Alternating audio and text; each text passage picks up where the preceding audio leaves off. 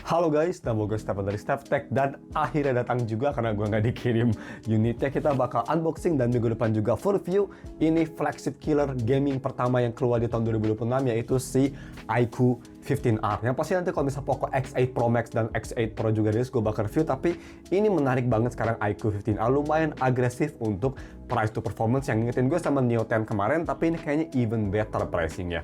Oke, sebelum kita buka si boxnya, kita bahas dulu untuk harganya. Jadi sekarang sih kayaknya harga udah cukup naik ya. Gue tuh waktu beli pas first sale banget di harga segini. Yes, lumayan murah, itu yang varian tengah 12/256GB. Nice, dan kalau misalkan kalian mau beli HP ini atau ingin wallpaper, gue taruh semua link di deskripsi seperti biasa. Dan untuk spek kalian bisa post di sini. Di harga 6 jutaan dia pakai A Gen 5 loh, that's amazing. Layar lumayan compact, 6,6 inci, nggak besar banget ya, tengah-tengah lah, perfect size. UFS 4.1, Origin OS 6, mantap. VC coolingnya 6.5K dan punya baterai yang gede banget loh ini.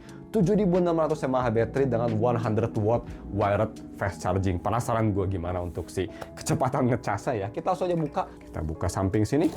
Ini dia, dan oke, gue masih dapat bonus ternyata karena gue lumayan cepet juga belinya. Di sini dikasih apa ini? Oh, dikasih cooler. Nice.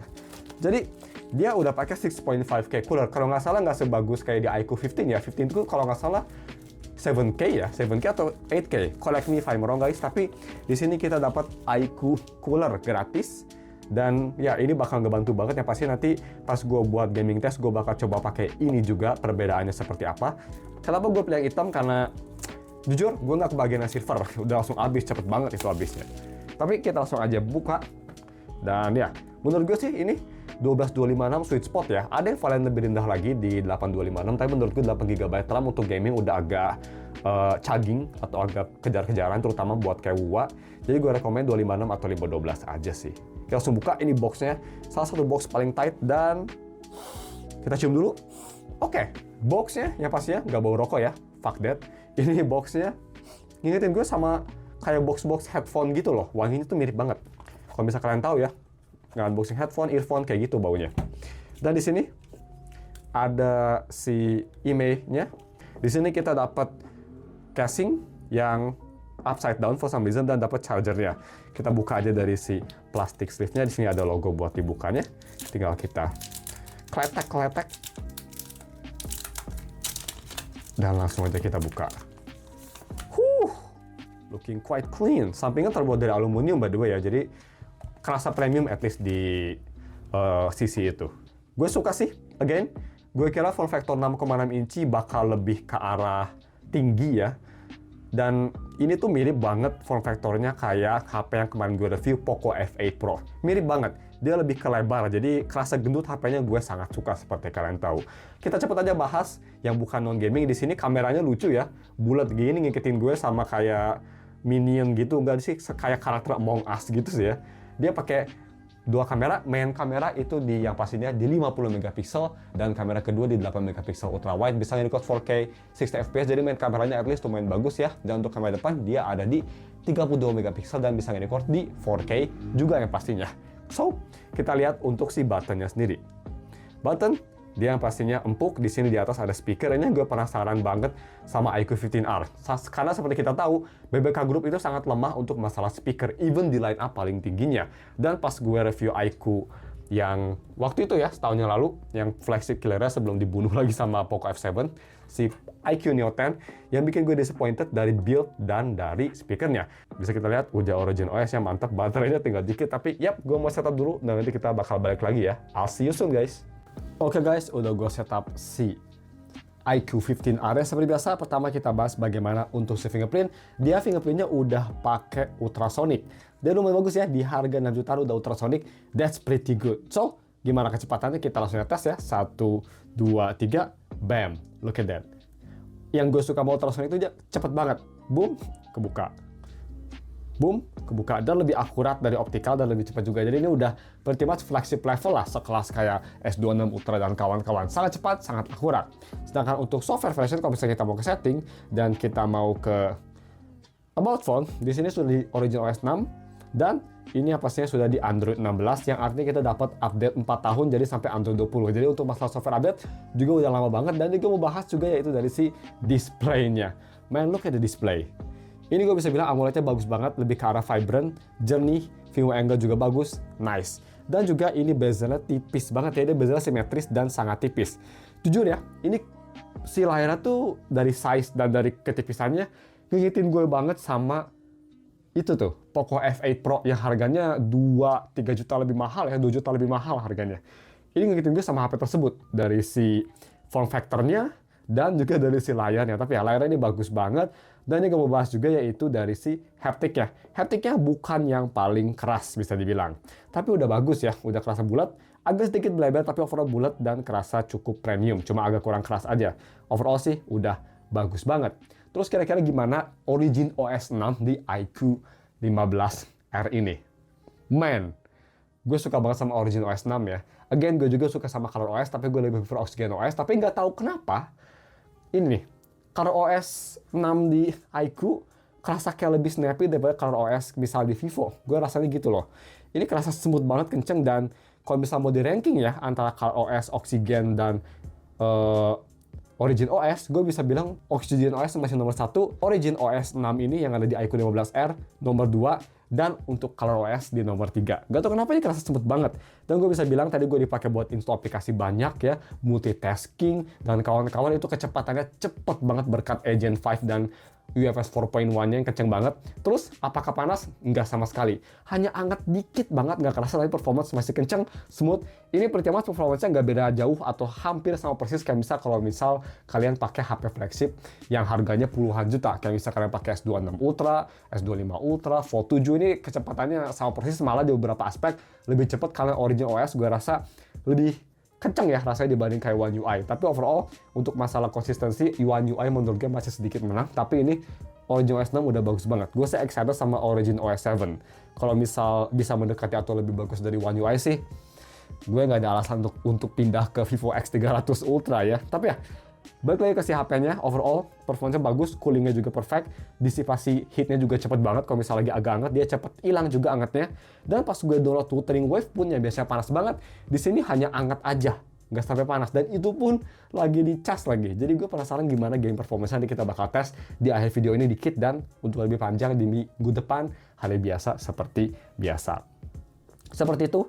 Dan bagaimana untuk si speaker? Ini yang gue agak takut karena seperti kita tahu BBK Group speakernya menurut gue agak mid. Tapi gue bisa bilang, kalau misal kalian mungkin bertanya, Bang kira-kira speakernya kalau misal dibanding sama iQOO Neo 10 bagusan mana? Yang pertama ini udah dual speaker, jadi ya pastinya immediately lebih bagus. Dan yang kedua, kualitasnya sendiri jauh lebih bagus. Jernih banget, suaranya bisa keras, clear.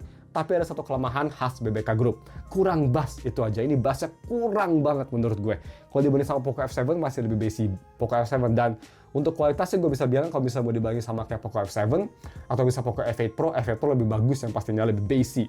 Tapi dia sama Poco F7, ini lebih clear dan lebih detail, cuma kurang bass itu aja sih. Bassnya agak kurang, tapi overall untuk BBK Group sih ini udah oke. Jadi kalau misalnya kita mau coba dengar F1 ya, Leclerc tops in a little bit quicker. Oh, off the road into the...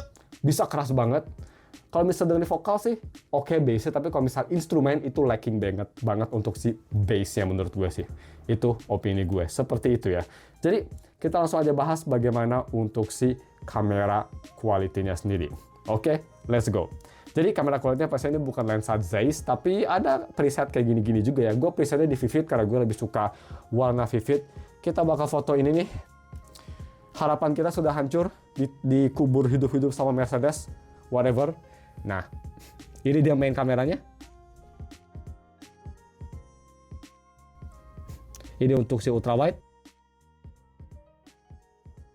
Masih ada DNA Vivo-nya ya, masih bagus menurut gue. Dan ini untuk selfie-nya sendiri. Selfie ini gue bakal taruh di natural ya. Seperti itu, selfie juga surprisingly bagus ya. Smoothing nggak terlalu parah dan overall oke. Terus bagaimana untuk video recording? Nah, gue penasaran. Kamera depan ini kita bisa nge-record sampai resolusi 4K 60 juga ternyata. Jadi, buat yang para vlogger, 4K 60 kamera depan bisa. Dan ini bisa di ultra wide ya. Bisa kita lihat, bukan ultra wide sih, tapi bisa wide angle si kameranya. Kamera belakang, sayangnya, nggak bisa ganti lensa. Hanya 4K 60 hanya bisa di main lens. Kalau misal mau di second lens itu kalian harus di 1080p 30 fps ya. Sayang sekali. Tapi ya, Kita tes gimana untuk si video quality-nya. 1, 2, 3. Nah, ini dia video quality pakai iQOO 15R di 4K 60. Kalau di viewfinder sih kelihatannya agak sedikit over sharpen ya, tapi overall oke lah. Gimana untuk si mikrofonnya.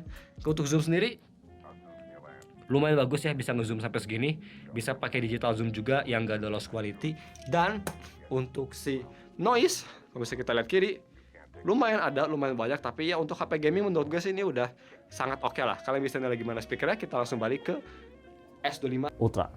So, seperti itu untuk video quality-nya. Kita langsung aja move on ke yang terakhir yang kalian tunggu-tunggu, gimana kalau misalnya kita main Wuthering Wave. Ya pastinya di sini settingannya kita bakal tes ada apa aja, dia langsung kayak optimize setting gitu. Tapi kalau misalnya kita mau lihat, kita swipe dari kiri, boom. Di sini ada performance mode, gue bakal pindah ke monster. Dan Q-Chip Zone ini pretty much super computing buat visual enhancement ya. Ini gue pakai yang smart optimization, jadi kerasa lebih vibrant. Nah di game tools gue nggak diganti apa-apa. Sama yang gue tambahin juga nih, kalau misalnya kita ke sini, kita cek apakah monster mode-nya nyala di sini. Dia ada mode juga, nah udah nyala juga, pastiin aja. So, kita tinggal tunggu, nanti kita lihat gimana untuk di gamenya sendiri. Kita langsung masuk aja. Kita lihat ya loadingnya secepat apa. Ini pakai Gen 5 dan UFS 4.1. Kita lihat aja. Gue gak mau skip karena ini kan chipset yang bisa dibilang cukup flagship. Gue penasaran secepat apa atau selama apa loadingnya. Langsung dapat ready bike, langsung dapat semua achievement ya. Kayaknya baru ada achievementnya di HP ini di Google ya.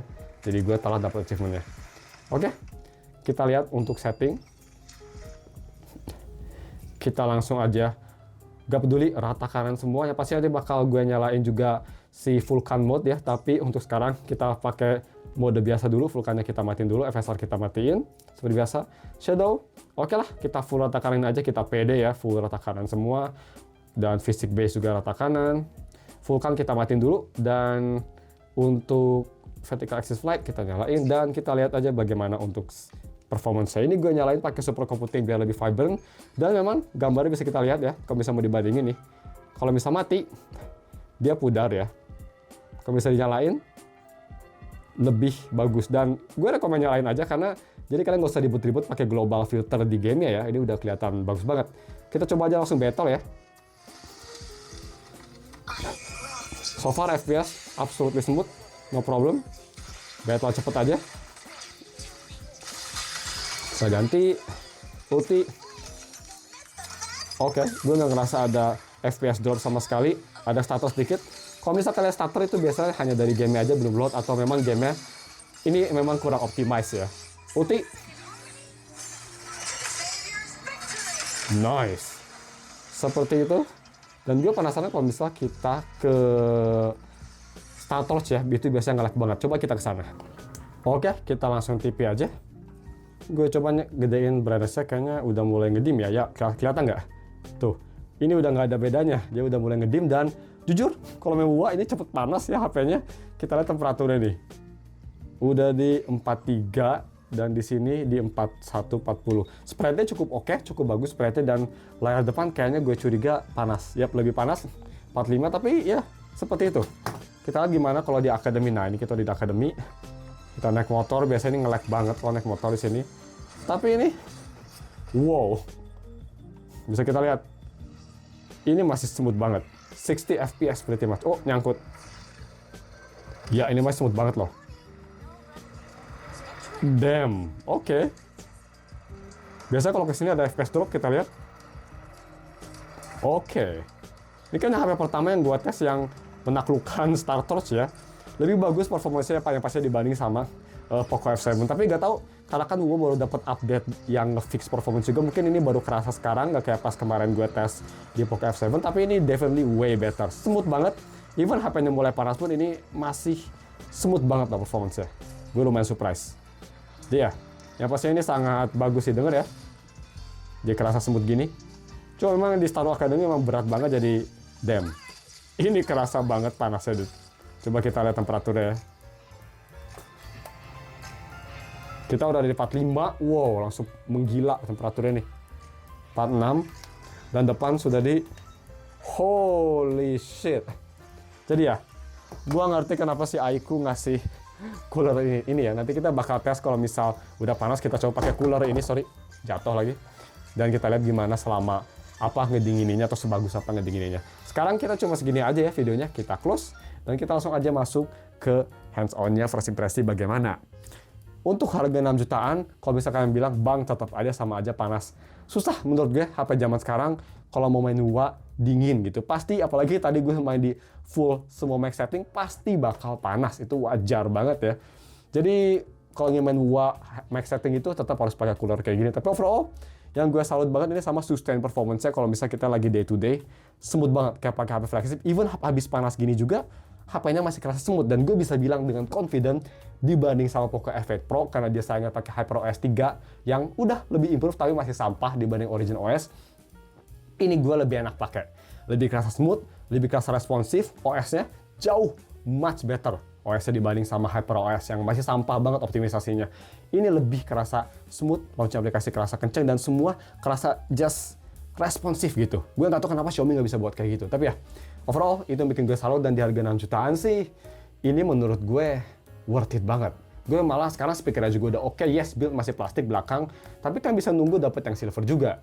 Dan kayaknya dibanding sama Poco X8 Pro sekalipun, kayaknya gue lebih suka ini karena pakai Snapdragon dan bukan HyperOS. Oke, cuma segitu aja untuk si unboxing dan hands-on-nya. Sorry kalau misalnya kelamaan, kalau misalnya kalian ada pertanyaan bisa komen di bawah. Untuk review lebih detailnya kita bakal bahas minggu depan dengan durasi yang lebih pendek juga, lebih concise. Thank you for watching dan ketemu lagi minggu depan untuk gaming test dan full review-nya. Thank you and goodbye.